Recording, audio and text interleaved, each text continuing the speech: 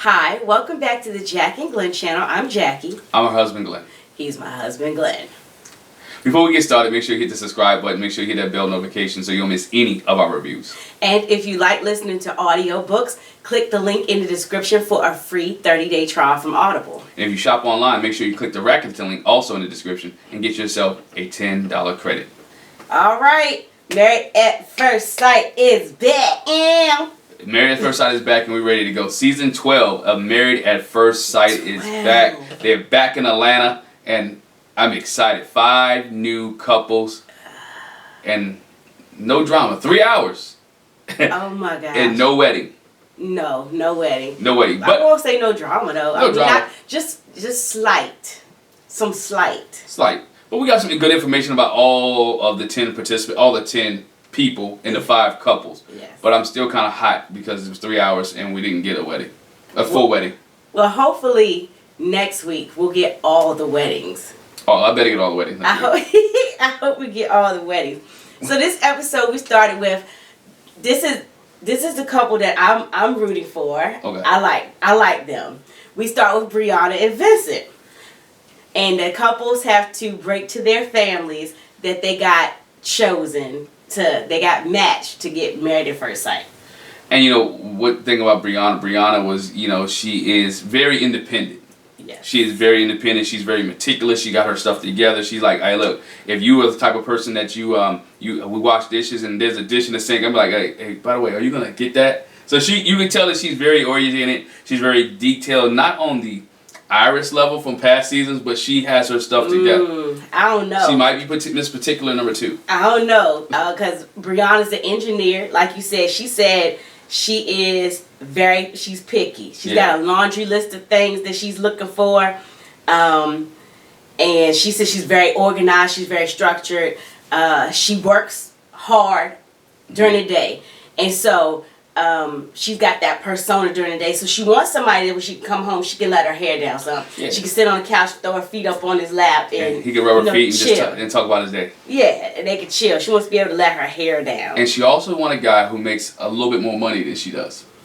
Yeah. She also said she wanted a guy who makes more money than she does. So she's already an engineer. So you just go ahead figure out what she's kind of making and get a ballpark figure. So she wanted a gentleman who makes just more of that. And that's my man Vince. My man Vince is a luxury car dealer. He works in the car industry. And he got a great story. He talks about his father a little bit, how didn't have a father in his life, but he wants to be married and be the father to his kids that his father was to him. Yeah, he said it affected him with his father not being there. And so his goal is to be the opposite of what his father was. He wants to be very present in his family's life and when it comes to children. One thing I will say about Briana, she says it's been a long time since she's been in a relationship. All right. And she says she's stubborn. Her friend Kiera that she meets with, she says, you stubborn girl. I used to live with you. You set in your ways or whatever. And so with Vincent, he said his last relationship, he didn't say when it was, but it's been a minute since he's been in a relationship. But his last relationship ended because of lack of support for his new business venture, which was the luxury car dealer, broker. And also because his significant other said he didn't have a degree. She wasn't very happy about that. So, I mean, I don't know. He don't have a degree, but he's making money. I mean, he's a salesman. He's an entrepreneur. It doesn't have to have a degree. I think that's maybe her thing is maybe for whoever she was, her thing was, and I don't care about the money. Do you have the education level? Well, just because you got maybe a degree, she's an education person. Look, we know some people that got degrees. They ain't smart. So anyway, we know people that got degrees that just because you went to college don't mean you. Anyway, not mine. Or I mean, maybe you're just not using it. You could have a degree, you're not putting it into practice. But anyway, so Briana, like I said, she tells her friend Kiera. Yeah. At first, she tells her Pastor Cal called her and said she did not get picked, and Kiera was like, "Oh my God, girl, stop playing." And she was like, "Yeah, I'm kidding. I did. I got picked." So that was cool. Kiera was happy for her. But like I said, she did stress the fact that you stubborn instead of your ways. Yeah. And so it'll take a guy some time to get used to you. So she said she needs to be comfortable and he needs to be comfortable. This is what Briana said. Whoever I'm with needs to be comfortable with me and my quirks. Because, you know, I have my quirks and I'm odd. Yeah. And Kiera was like, yeah, you are. So she's looking for somebody that will accept her for her with all her little pickiness. Maybe to the level or not to the level of Olivia, but her pickiness and her little bit of stubbornness. And to me, I think Vincent can do that. He seems like he's pretty like at this point he's pretty even keel. He seems like he's pretty even keel. Feel like he enjoyed life. He enjoyed having a good time. Enjoying hanging out with his friends. One of his biggest thing was he wanted a girl who's able to hang out with him, but also chill with his boys when they come over, allow his boys to come over. So, we saw that in the past episode with Keith, when Keith boys came over, and then with the refrigerator, Iris had a problem with that. So we'll see if Briana is that particular, if she's that moody, that she allow his boys to come over, him able to hang out with them as well. Yeah, and so he said he wants somebody that will stick with him through the highs and the lows when it comes to his business and just his life. He wants a partnership. And so he's willing to fight and put all he can into it to be successful. And he wants somebody that's fun but not super serious. Now, Briana, she says she's pretty serious, but she can have fun. So hopefully they have a good level of And we saw her have fun when they go to the bachelorette party. Yes. So she is that type. She can lay down her hair. She also mentioned, when they was drinking or they had the little women's conversation that she wants a guy. That if a guy didn't drink, it was a deal breaker. Right, yeah. She said that would be a problem for her. Be a problem for her. So she can let her hair down, but she can also be very meticulous about what she wants and when she wants it and how she wants it. So he's getting kind of a mix of what he likes. And we also saw Vincent as a good guy like to party too, because he was talking to the strippers. At the bachelor party. Bachelorette party. So his friend did ask him, I think it was DeAndre. Well, DeAndre said that Vincent is ready to get married. But they asked the question, which again, it kind of reflects on Briana. It's like, what if you get a lady that's like a really tough cookie and she real set in her ways? Like, how you going to deal with that? He was like, I'm not sure. I'm just going to be me and try to, kind of like pull her walls down, try to break her down. Try to massage it out. Yeah, and Pastor Cal said they got matched because they will balance each other out. His fun-loving and mild side with her serious business lifestyle. He's hoping they'll balance each other out. I think they can work. I think they can maneuver and manage each other. I think even from what we saw with him and his friends when he was picking out the tuxedos, and he's listening. You can tell that he listens to advice. Yes. He listens to advice. So if they start dealing with Pastor Cal and they have issues and the advice that's been given to him by his friends or Pastor Cal, I can see them working out as of right now. Yeah. I can see that this could be a good match in my opinion. And so to keep going with Briana and Vincent, we see where the guys get together and they talk about how their matches or whatever, and Vincent says he wants to take his time. They talked about what if the girl's ugly. Yeah. Dog. And Vincent says, I'm just going to take my time and, get to know her and feel her out and see why we were matched. I'm not going to get so caught maybe.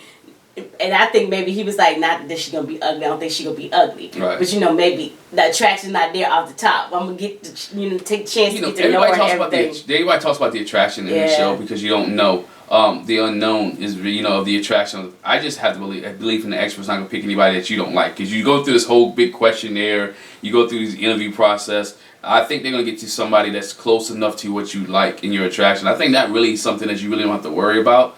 I think, even if they're not the most eye-catching person or pleasing to your eyes, the personality, they have something that you like. And I think that's where you need to work on it, and that's where you need to get to the relationship. Yeah. And so later we see Briana and Vincent, they each go pick their attire for the wedding. And Briana says she wants to go for a look that's elegant and classic, but also speaks to her character. The first dress she picked was not her character. Yeah, no, not at all. That wasn't her, And her friend even told her, look, that's not you. You give me like basically a homely look. Right. Spice it up a little bit. She's like, I can put a slit here and I can do this, Yeah. But the dress that she finally chose was very, very she nice. said she wanted one with a nice long train. Yeah. And the dress she picked has a little bit of poof, but it had pockets. But she's still talking about putting a slit in it. And I'm like, I don't think a slit going to look right there. But, I mean, you might can work it out. We'll see. I don't know if in 2 weeks they can do that to to to your liking. But anyway, so she said that she's nervous because one thing that we discovered about Briana is she said she usually goes for the physical. Yeah. She usually dives into the physical a little earlier than she should before compatibility. So she wants to try to do it different. Yeah. This time around, and she wants somebody to accept her for her. So I thought I don't know. I didn't expect that from Briana that she's into getting physical first. I did because she said she packed the lingerie already. She had threw all her other stuff away. If you watch the preview special, Dr. Pepper went into her drawer and she had all kind of different type of lingerie type stuff. So I expected that just a little bit from her, but when she said it, it was like, okay, I understand. Yeah, it is. It is what it is. But we know this group of women here, if you talk more about sex than any other group that I can recall on the show. This group really dug into the whole sex thing. Yeah, I feel like they talked about it more than the guys. They talked about it more than the guys, especially when we get to like Paige and Virginia, and we get to Clara. They really talked about sex. So. Yeah. So when Vincent went to look for his tuxedo, had his friends Robert and Jalen with them, and they were like, go for something with some color.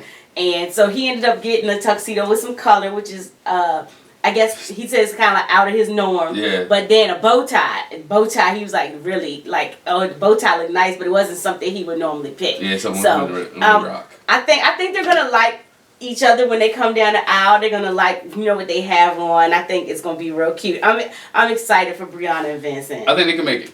Yes. I think they could be a very good couple. Yes. All right. So let's see.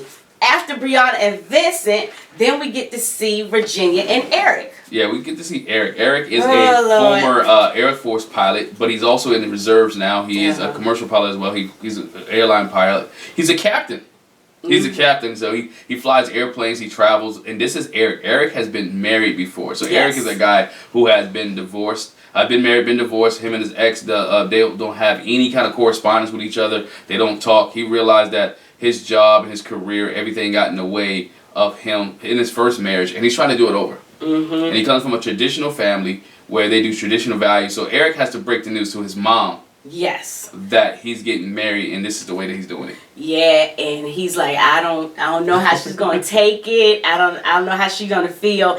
And so he tells his mom that he's getting married in 2 weeks, and she's like, OMG, oh my gosh, this is crazy. Me and your dad, we did it the traditional way. We've been married for 40 years.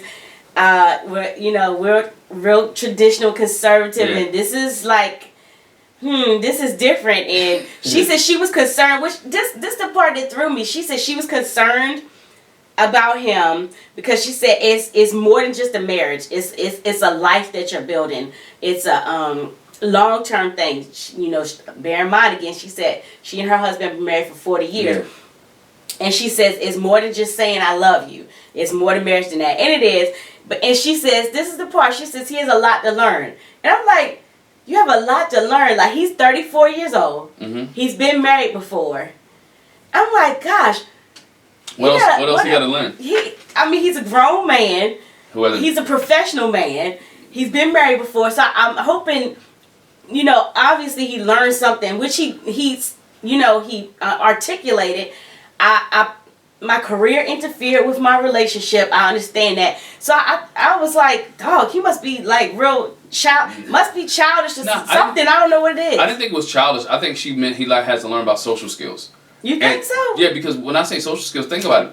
He is a pilot. He's in a cockpit by himself. He got co-pilot, but he's flying all the time. So therefore I think he is a social homebody. Look at when they went to the bachelor party. He was kind of, I don't do that. I stay off to myself. I want somebody, he's very conservative. And so I think that was his mother was talking about. Look, he needs to be a little bit more outgoing.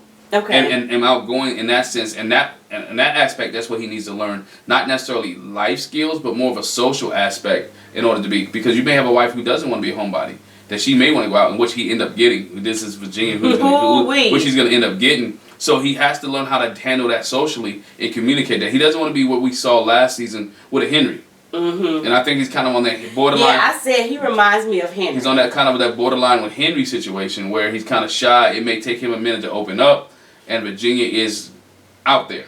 Well, no, I don't even know if he's shy. Like it take him a minute to open up. He's just reserved. He's definitely reserved. And that daggone Virginia, man, she's off the chain. First of all, there's an age difference in between them. I think they have the smallest age difference in the couples because there's another couple that has a big gap. But Erik is 34 and Virginia's 26, and she's a customer experience expert for a company, and she's off the chain. Okay, so but we'll get to that. So she FaceTimes her dad Daniel to let him know that she got matched.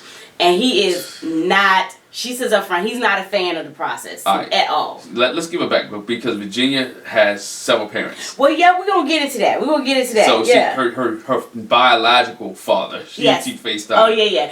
Because, okay, so she explains that the marriage thing is like weird for her in her family. Because she says her mom was married one time, divorced, then she married Virginia's dad. Then they got divorced, and now her mom is remarried again. Right. And after her mom and dad got divorced, it was kind of sticky with them. Like they had a hard time getting along or whatever. And she said it's just been in the last year. The last year, she's 26. I don't know when they got divorced. But in the last year where they've gotten a little bit better and could deal with each other. And her dad had been married again, divorced, and now married again. Yeah, and she has a stepmom. Her mom was his first wife. Yeah. They got divorced and now he's remarried. He remarried. So yeah, it's a lot of marriage and divorce in her and what she's seen in her life. Yeah. And so she has attachment and abandonment issues as a result. And she also lets us know that she's been single for 5 years. Yeah. So between the attachment and abandonment issues, the divorce, all these step or bonus parents, whichever way you want to call it, and her singleness for 5 years, and she is fun. She's fun. She's the life of the party. Like she gonna have her a good time, regardless if she's by herself. She gonna get slizzard and all of that. She likes to drink. But also, when you said abandonment issues, I thought about Amber from Charlotte's season. Yes. Where she also had abandonment issues because of divorce. Yes. So I'm put the people together, but I'm putting in perspective what we saw before with people who have had abandonment issues. So now her and Erik together, who's been divorced, who's already had some heartbreak. She has abandonment issues. I think Claire said earlier, daddy issues. Yeah. That you later so you put in all that in perspective. And he's conservative, and she's a partier. She's outgoing. She's a drinker. We saw at her bachelorette party that she got hammered, bathroom throwing up. So she likes to drink. And if you saw the previews, you also saw her prior to the wedding drinking out of a flask before the wedding. So it seemed like she likes to drink. And so we saw that with, Taylor in season 10, where she likes to drink, and her and Brandy got into it. So I'm not comparing those, but just in perspective of people who like to drink all the time, how issues can arise. Yeah. But ultimately you find out with Virginia, like, her dad says he was afraid that was a call that he was getting, that she got matched, because he's not feeling the process. He says his opinion hasn't changed. And he asks, is her mom coming to the wedding? And she says, well, of course mom's coming to the wedding. And he says, well, okay, well, that's great. Well, at least I can watch it on TV. I'm like, oh, Dad, I don't like it. I ain't gonna be there. He doesn't want no part. He doesn't want no parts to do with that. Dad, come on, man. Well, we know it's not a TV issue because he allowed him to FaceTime, so it's not a TV issue. It's the issue with the mom. Yeah, what? No, he does not agree with the process. And she did admit that her and her dad have butted heads a lot over the years. So yeah, like we said, when the girls get together, like Virginia is the life of the party. Yeah. She agrees like the other girls, like this is a crazy process. Can't believe we're getting into it. They talk about whether they're gonna kiss at the altar, and she's one of the ones who's like, I am. And later on, when they talk, you mentioned the lingerie. Clara had bought all the girls some lingerie and had it out for them. And Virginia, she said, I've never owned a piece of lingerie. I've never owned a piece. She said, I've never done it. So this this gonna be new for me. I'm gonna get this lingerie. But you know, with that being said, having a 5-year gap of being in a relationship is not bad because I guess I'm reverting to a lot of past episodes. Deanna had a 10-year gap when she met Greg, and they were still successful. So the gap really doesn't mean anything if you're preparing yourself and have yourself ready to be in a relationship, and you find that right person. Yeah, but because Virginia's thing is, I want somebody that's like gonna be the light. I want somebody gonna let me have fun. You know, they gonna go out with me, or if they don't go out with me, then at least they're not gonna stop me from going out and partying because I like to party. And that's what Pastor Cal said, that they put them together because she could try to bring him out of the shell. We like to party. You like to party. You like to party. I'm the conservative one. That is so not true. Nah, that's not true. That's not true. But you can bring her out of the shell. And we've seen this before. I don't like this. I don't know about you guys. I don't like when they try to get... It don't always work. It don't work. You try to get somebody to bring somebody else out of their shell. It doesn't work. Hopefully it works in this relationship, but they don't have much success rate. It didn't work with Henry and Christina. I feel like maybe they tried to do that a little bit with Jasmine and Will. It didn't work with them. It worked for Jephty and Shanice, but they had a little... But it wasn't like she brought him out like Jephty's thing was the stranger danger. Yeah. So I think he was a fun-loving, cool person. His thing was, like Briana mentioned with her, she said she's a slow starter. Yeah. Jephty's thing was he was just a slow starter. It was getting to know somebody and getting out of that stranger zone. So this is to me is again more like Henry and Christina, where I'm conservative. Like we found Henry liked to have fun. You know, he was a fun loving person. He just wasn't all wild and crazy like Christina and just reckless. Just reckless. And so we'll see, but we see Virginia and Erik going to get their attire, and Virginia has her friends Anna and Taylor with her. And, you know, she's a little bummed because her mom didn't come and her stepmom's not there. It's like, well, you know, I'm going to make the best of it, picking out my clothes. And so once she goes to try on a dress, we see her friend's face like, you know, I'm thinking she came out with the dress on, but she did that. They did that because her stepmom Jamie showed up. Stepmom Jamie surprised her and actually showed up. And so it was really cute. Virginia comes out in a dress, and I guess she's got her back, you know, she's got her back turned, not really paying attention. Of course, she doesn't think anybody's going to be there besides Anna and Taylor, because that's who came with her.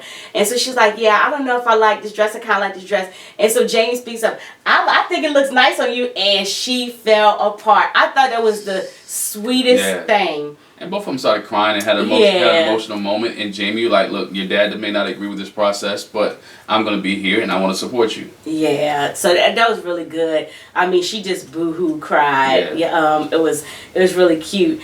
And so she said she wasn't feeling it at first, but now being in a dress, it made her start really feeling the process.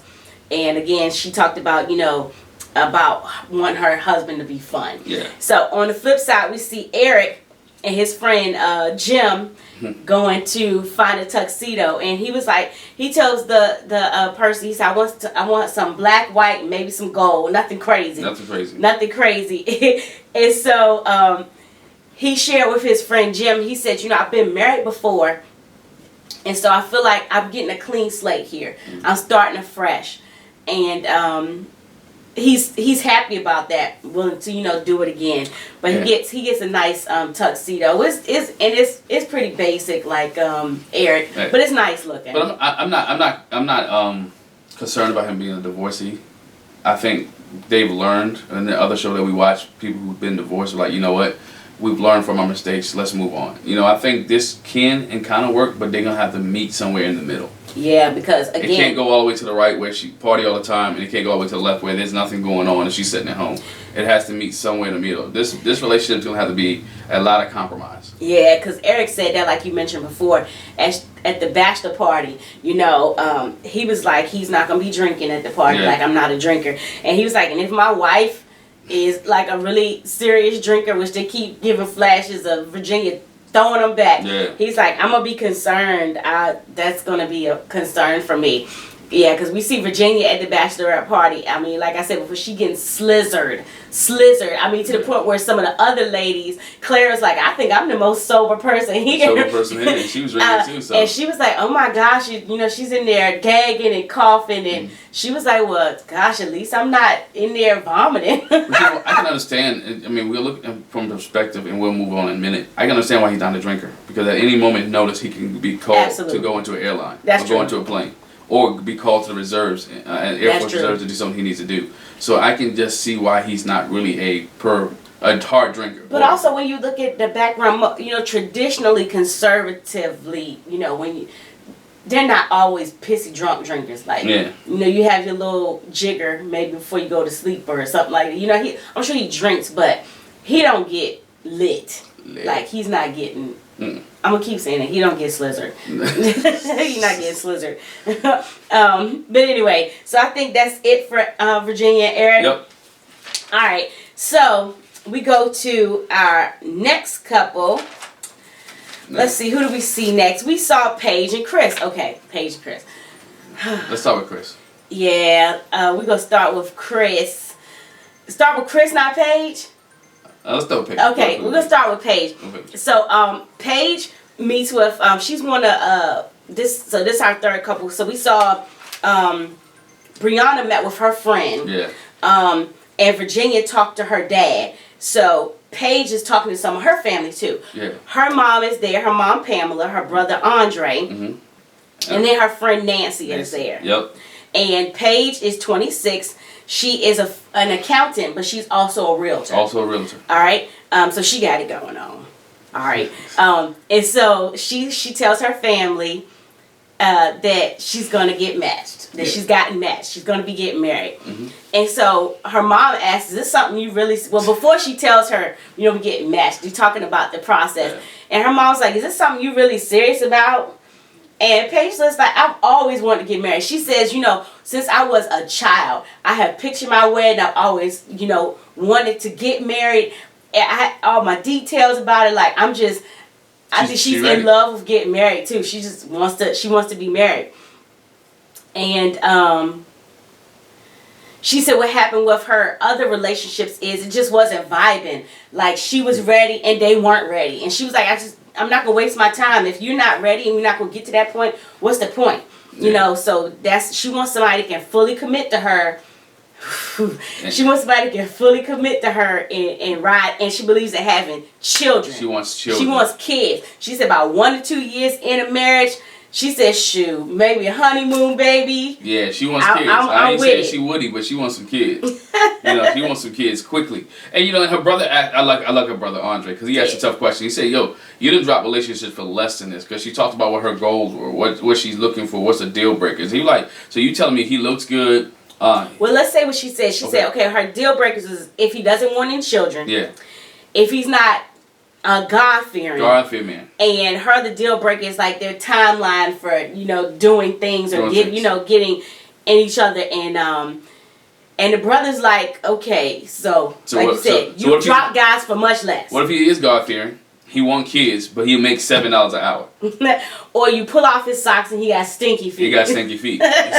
So what are you gonna do there? And she's like, well, I guess I don't have to deal with it at this point. She's gonna have to roll the punches. Yeah, her brother says, you know, I've been married for a year and some change, and so this was somebody I dated, and being adapting to being married took me some time. So this somebody you don't even know. So he was like, you're gonna have some work to do. It's not gonna be easy. But see, I think they're going into the show, they know that there's gonna be some work to do. They don't know how much work, but there's always gonna be some work to do. And here's all the unknowns, the things that you don't know, the things that could transpire, things that could happen.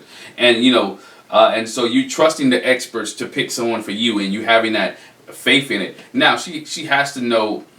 Yeah, $7 an hour, okay, cool. I'll be able to handle it. But he may not stay at $7 an hour. You know what I'm saying? He may not want kids right now. But we see how many couples have we seen before that didn't want kids that when they initially but end up getting, I think Bobby and Danielle. Danielle didn't want kids. Now she has 2.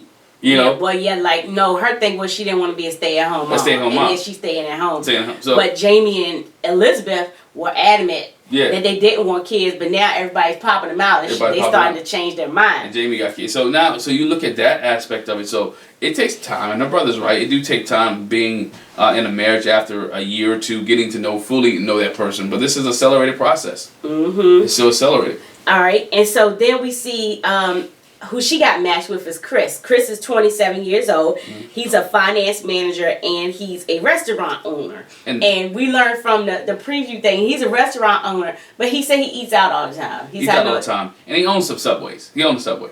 And so for those who that's what we found out. He owns a Subway. So his restaurant. You don't want to be like Jared. Should we say that Jared's not the face of Subway no more? But y'all remember Jared. Jared's locked up. Oh, he probably out by now. But anyway, so Chris, we see Chris sitting down to talk to his grandmother Juanita, his grandfather Emmett, his friend Michael, and then Dwight, who is his pastor / big brother. Yeah. All right, so he's sitting. So he's sitting down with them. We learned before on the matching special, he says it here too. He comes from a family of preachers. Yeah. He's got a lot of preachers in his family, and he said at one point he was my husband. He was an ordained preacher. I'm going in on this. He was an ordained minister, and so he left that. He left that because he couldn't make any money.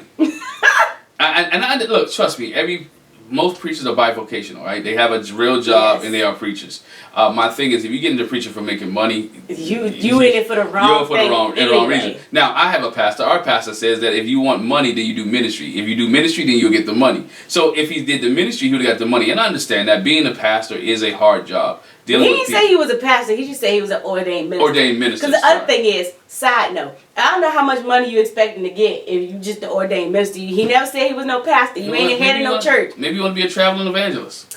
And he got a word for the whole nation. I don't know. But anyway, he was he quit being that because he said he couldn't make any money. So he got his money. He went down to Atlanta. He said he ended up working. No, he went to Florida. He went to Florida. He said he wanted to do something different.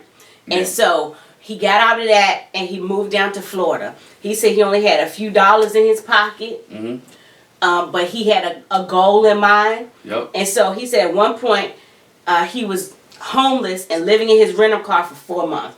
And so he said, I pulled myself up from my bootstraps and I built a career for myself getting into the finance area. And so then he got an opportunity to be the finance manager at a place in Atlanta, and so he moved back. Yeah. So he says, I built myself a career.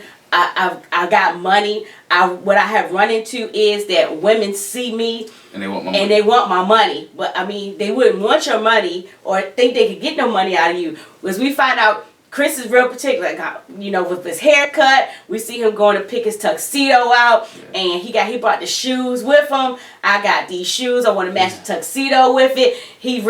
I'm be the most swagged out groom they've had. Nothing wrong with that. It's not, but he is very well kept. Yeah, what's the word? What they used to call men like metrosexual? That. Yeah, he's very metrosexual. But there's nothing wrong with that. My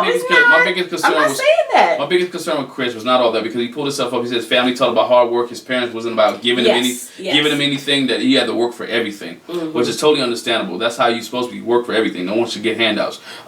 Should get a hand up, not a handout. So what happens here? Chris is like, I just got out of a relationship. So hold that. Yes, he did. He shared with us that he's been engaged not once, but twice. Yes. He's been engaged not once, but twice. And so the first engagement, he said that didn't work out, basically because he didn't have any money. Yeah. She wasn't feeling it. She wasn't feeling the struggling career guy. The struggling minister. Or he might have been at the beginning of. I'm gonna say he was a minister at the time. She was feeling a struggling minister. Yeah. So because he didn't have any money, and so he said the second engagement that fell apart because they didn't have any trust. They had a lack of trust. But the kicker is that it was right before the show. It ended in 3 months. 3 months before the show. 3 months. If you don't know anything, they got married in August. So if you date back, that goes to July, June, May. So May ended his relationship, and now 3 months later he's getting ready to get married. And what we find from Chris later is when he talks about this engagement, he's talking to Pastor Dwight, because this is pastor, but it's also, you know, a good friend of his, big brother. He looks to him. Yeah. He shares that this woman he was engaged to, like, he met her in October. Like he, or something they met in September. He was engaged in October. Yes, he met her in September. They was engaged in October. Everything moved really fast. By February it was this, and then by May they no longer together. They're no longer together. Like, he was like, I know I moved like real fast in this thing, and I often put the cart before the horse, you know. And it was physical. He said, in most of my relationships I found out that when I put the sex first, there was a problem. So I'm trying not to do it that way this time. I'm proud of him because he's talking to his pastor about his sexual stuff.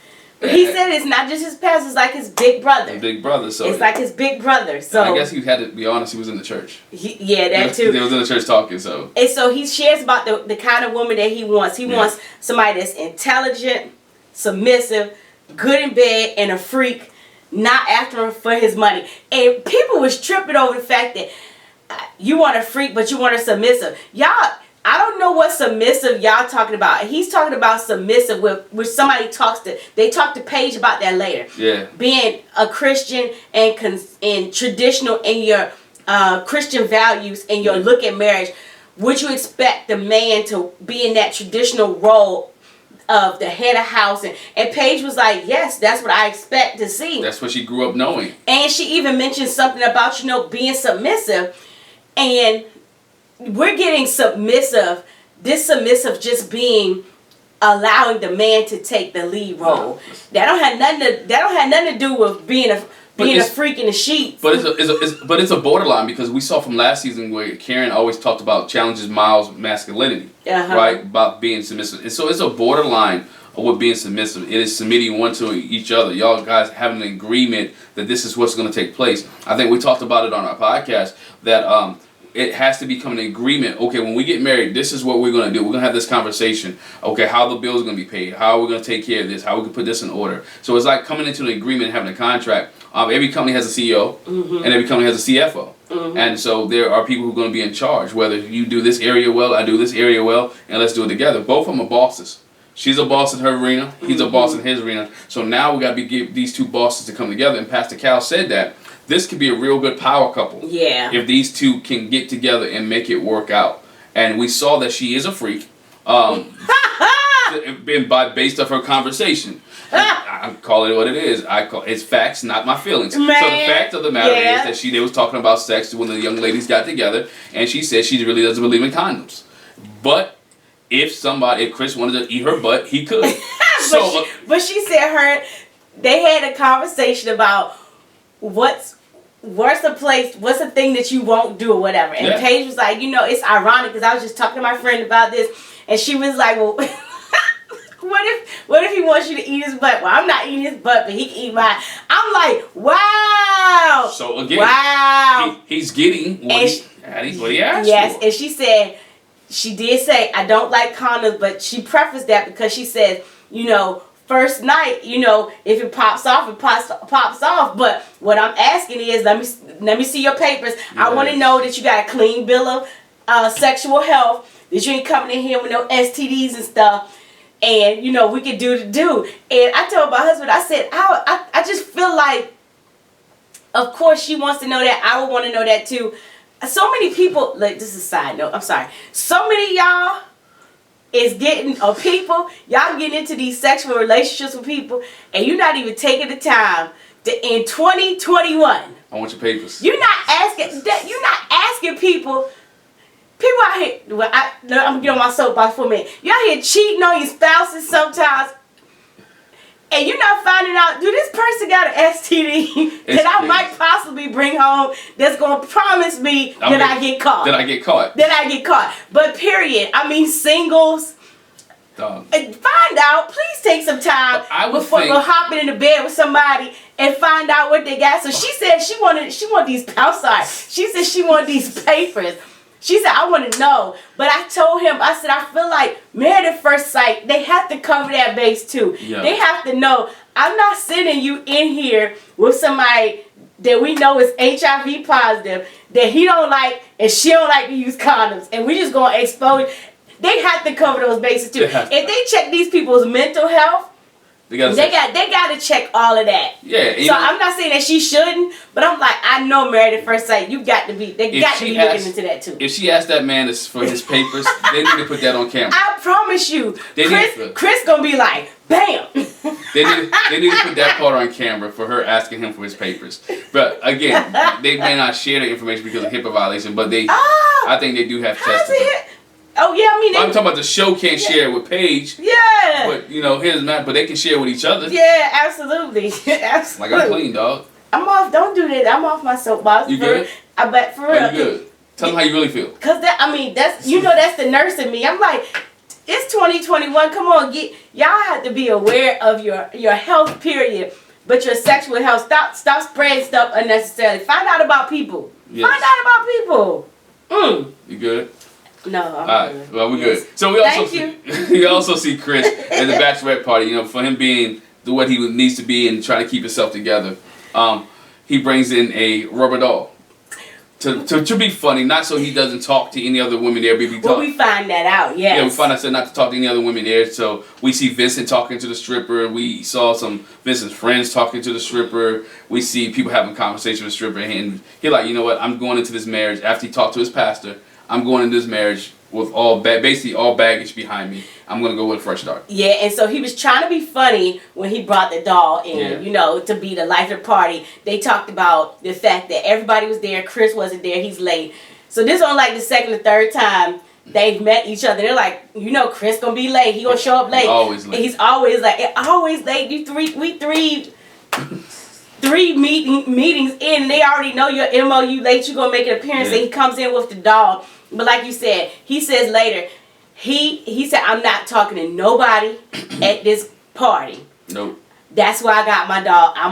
She the only person I'm talking to, and my friend. I ain't fooling with these chicks. Vincent over there talking to the strippers. The other guys was like, that's kind of questionable. And the stripper was like, oh, you getting married tomorrow? You don't know who she is? What if it's me? He was like, well, I would like that. No, they would never pick her. Sorry.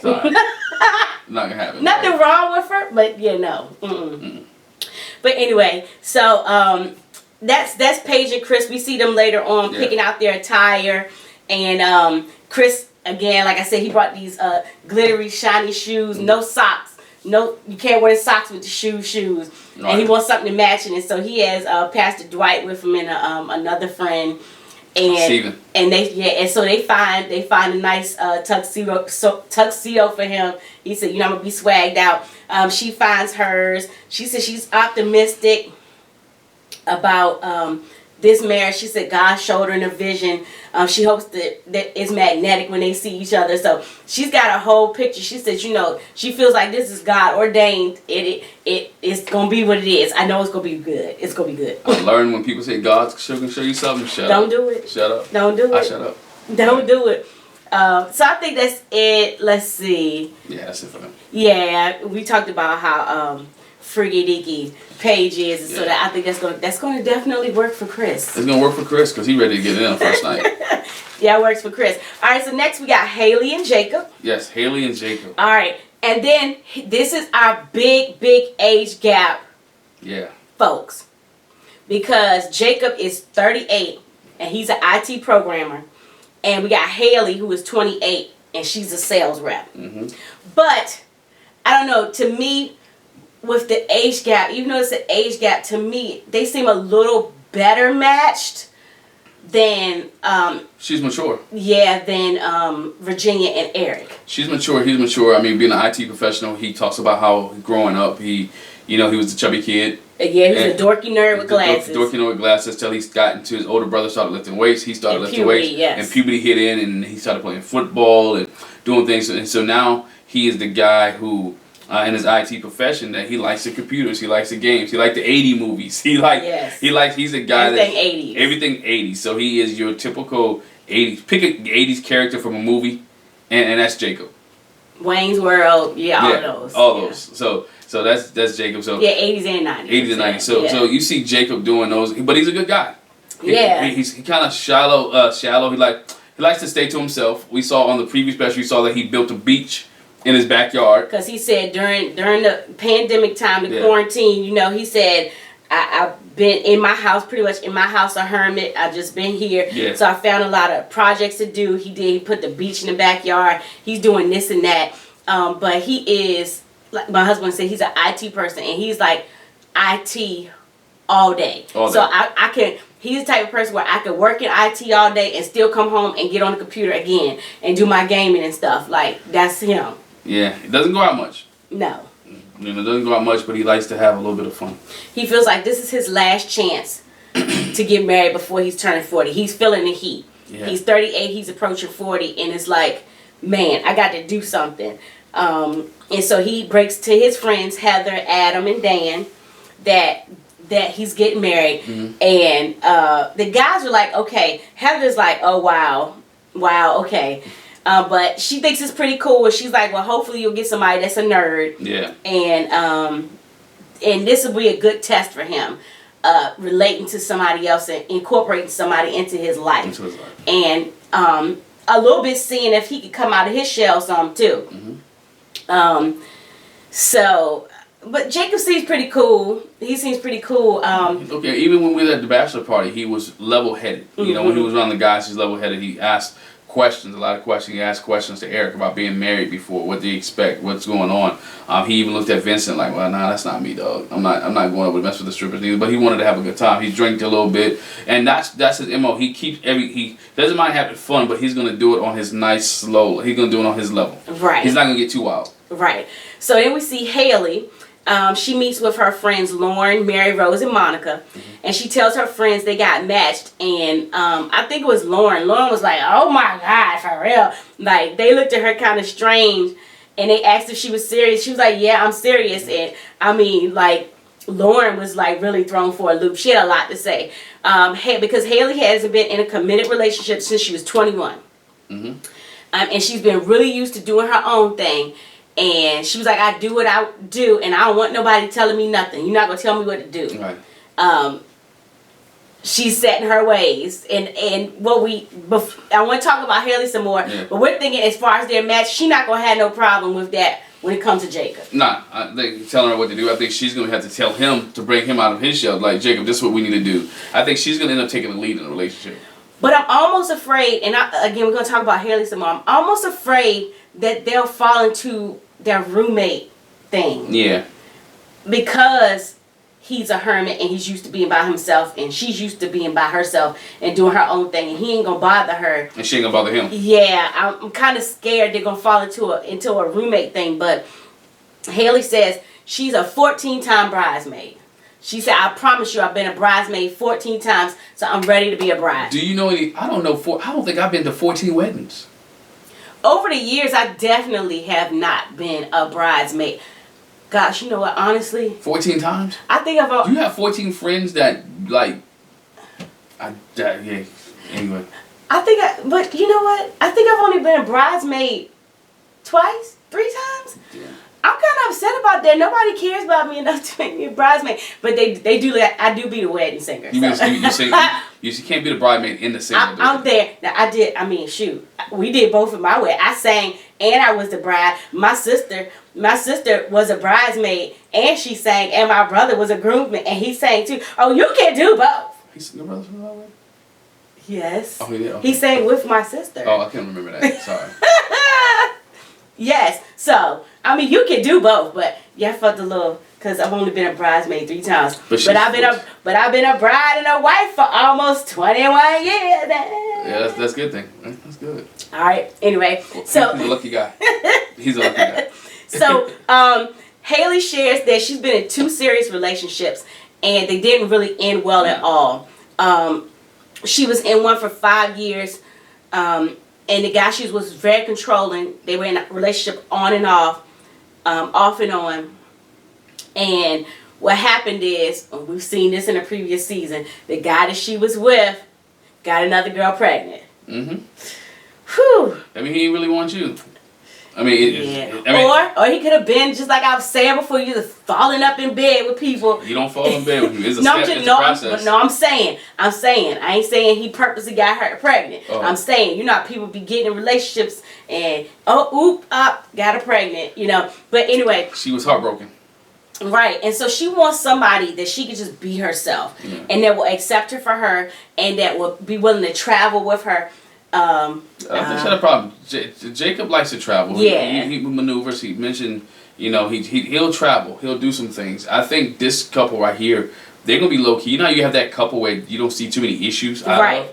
I think this is the couple here that we won't have too many issues out of, and you're gonna have to try to find something. Right, I agree. To get them. Yeah, I think out of source. I think they're gonna be pretty low key. I think this will be pretty low key. Yeah.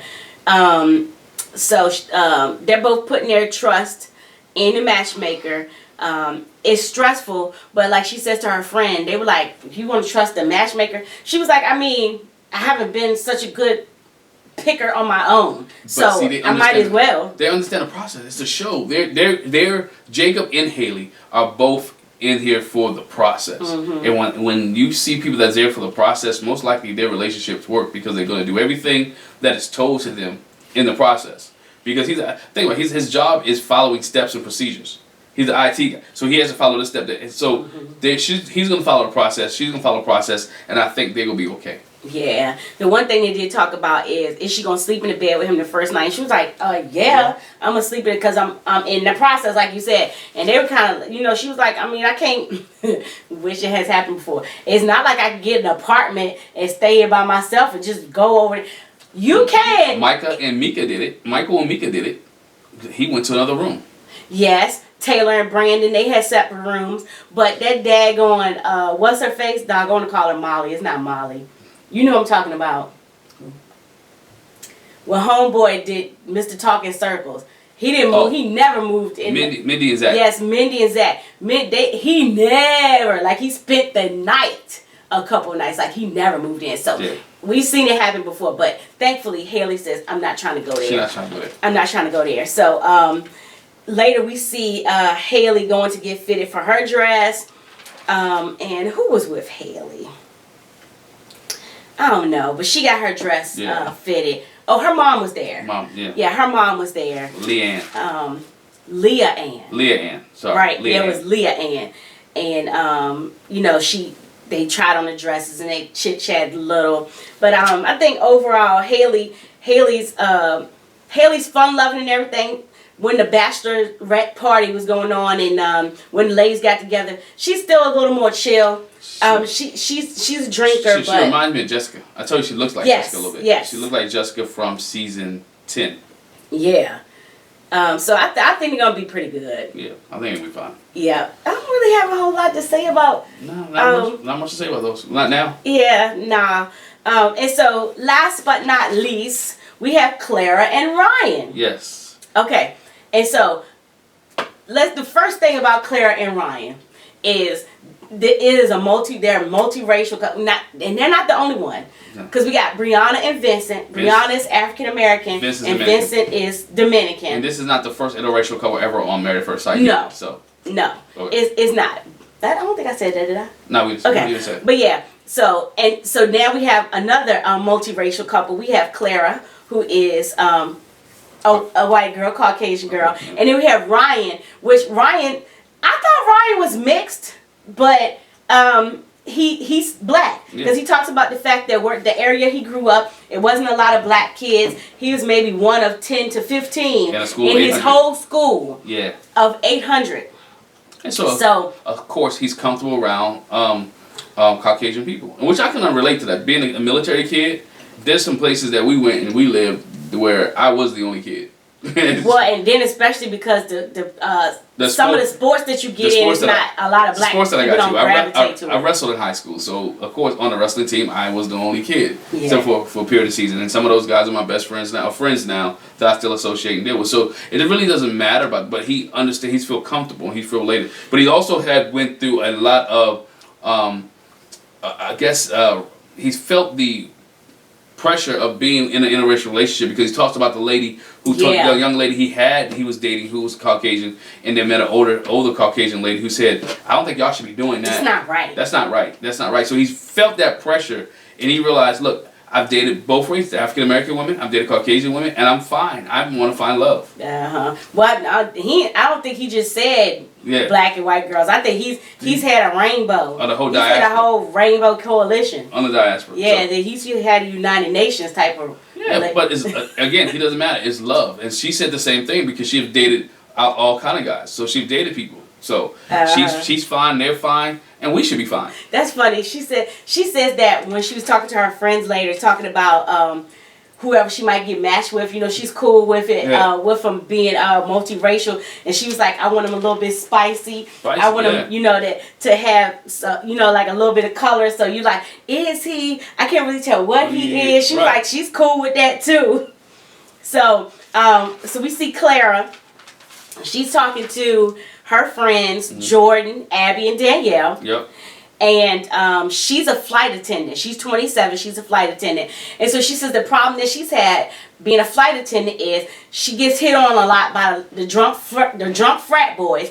If it's not the drunk frat boys, dirty old man. she gets the she didn't call them dirty old men. It's the dirty old man. She gets the way older men trying to hit on her.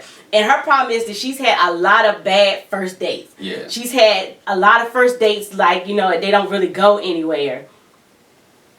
She said she had a guy who talked about how endowed he was on the first date. Oh my God. She talked about a guy who had gotten drunk and threw up on the first date. Yeah, he came there drunk too. Yeah. Got with a guy who during the date, all he did was talk about and show her the pictures of his ex-girlfriend's dog. A whole photo album. Full of his ex-girlfriend's dog. She was like, didn't have another date after that. Yeah. So she said she's into the process because she doesn't want to casually date anymore. She said, I'm a very social person. She says, I'll talk to the wall for hours. That's how, so I'll talk to anybody. And we saw that because she can talk. She's nice. She brought the girls gifts. Yeah, she brought the lingerie. She said, I bought lingerie for all of us. Yeah.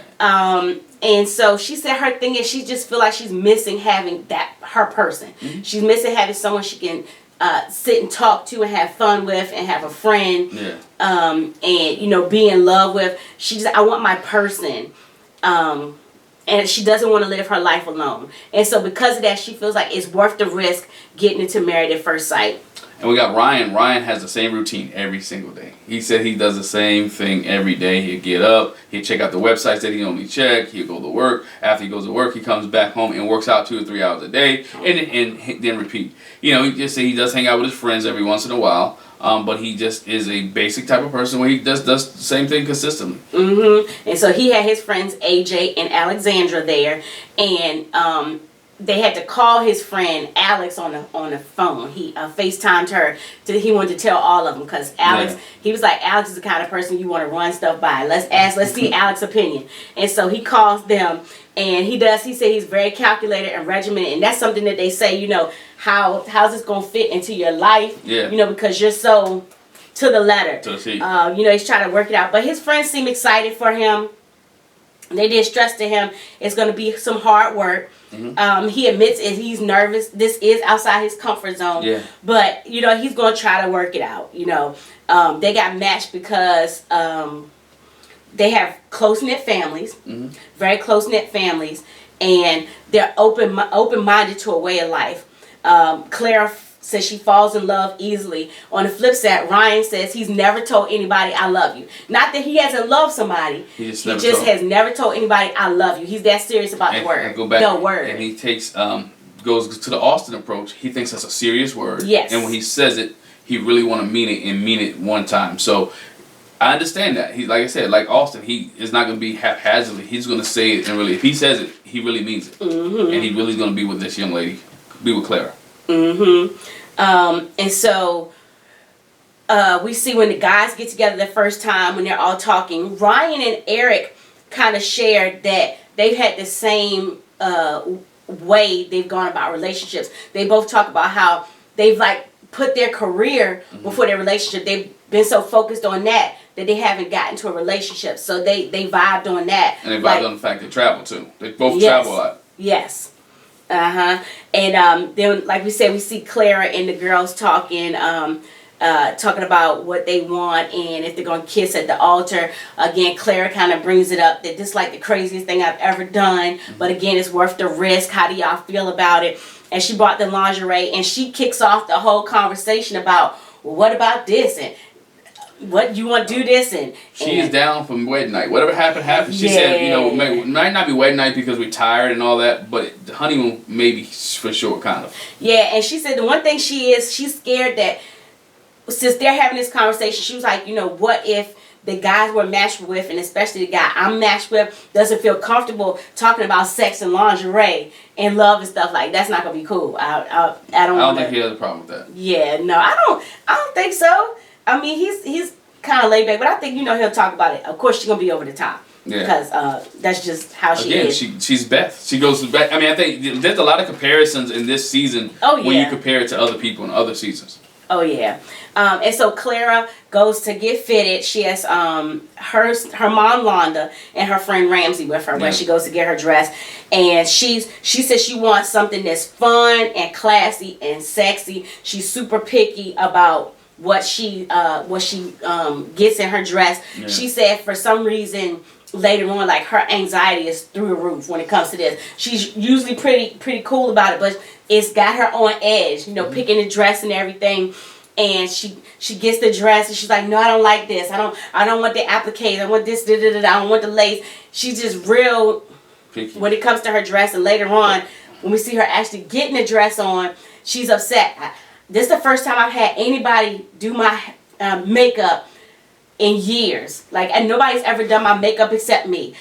Nobody else has ever. I don't like my hair. I don't like the way they did my hair. I never had wet makeup on my face before. And look at this dress. I don't know if I'm feeling this dress now. And look at this hem job. The hem job is terrible. And I really should have got some heels, which makes me wonder, what does she have on? Does she have on flip-flops? Yeah, I wrote that down. She turned into a bridezilla. She really did. She did. She turned into a bridezilla. She really did. And so for Ryan, when he's going to get fit and everything, he was like, you know, he talked to his brother Chad is there, his friend Lucas, and he was like, I just want my wife to feel secure. I want her to know that she can be safe and confident in what I'm doing for her. Yeah, and which is good. But we see they both exchange gifts. We do get to that part of the wedding where they the day of the wedding, they exchange gifts with one another. Ryan writes her a long, sweet letter. Long, beautiful letter. It had her in tears. She was crying. Yeah. It was so emotional. A deep letter. She sends him back. She sends him a basket with some alcohol in it. I don't understand the whole drink and be on your knee thing, but anyway. Yeah. She said she was kind of stressed about the fact that he didn't get out on one knee and propose to her. It's different. And so he puts. She put a bottle of ice. He said, I'm getting ice. So he gets down on his knee, drinks the bottle. And so, what else did he... Oh, that's when he sent her the blindfold. Because he says he wants... The first time they want to see each other together. At the same time. And also to just have that physical connection with touch their hands first before they actually lock eyes. And I thought it was interesting. I thought it was a pretty neat concept on there. And then we see her walk down. Her dad walks her down the aisle, and he's already there. Yeah, but she's having a fit. How do I know which way to go? Where do I turn? How does this go on? Nervous. She is nervous as a long-tailed cat in the room. Bundle of nerves. She's bundle of nerves. You know, so she's that nervous, but she gets there, and we see. Wait, I gotta say this real quick. The other thing I want to add is in the letter that Ryan wrote to her, he talks about making their own playlist, their own soundtrack for their relationship. And that really broke her down because she was like, you know, there are guys that I've been in relationships with, and I absolutely made them their own playlist and mixtape, you know, of music. So she was like, oh, wow, like, that's crazy. How did he know that? It's not that he knew it. It's like we both like music. This is a vibe. Yeah, he likes music because he works out 2.5 hours a day. Yeah, you gotta put them. You gotta put the iPod on, the Apple Music, or the Spotify. You gotta put that on. You know, so it's good. I think they have potential to work out. I think she is very outgoing enough, and he's very calculated enough that it will work out. I think they both have the sexual tension that they need to be able to work out on that aspect too. Mm-hmm. We'll just see, because I think the blindfolds helped out. Again, I'm still mad. You guys may be mad too. Let us know. Was 3 hours too long? I know this review's long too. But anyway, was the 3 hours of watching Married at First Sight too long without having weddings? Especially considering that we had a whole matching thing before.